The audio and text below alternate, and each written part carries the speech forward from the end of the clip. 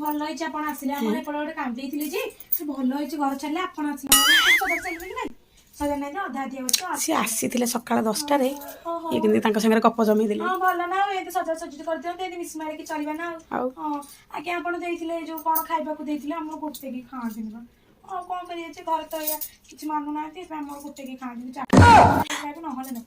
ହଁ ଆଗରୁ ତମେ ରୁମ୍ ହେରିକା ଆସନା କରିକି ଯାଇଛନ୍ତି ଆରେ କହନି କୁହନି କୁହନି କାହିଁ କହୁଛ ସେ ବାଥରୁମ୍ ଲାଟ୍ରିନ୍ ସଫା କରିଦିଅ ଭଲ ସେ ନହେଲେ ତମ ଦେହରେ ଜେମ୍ସ ପଶିବ।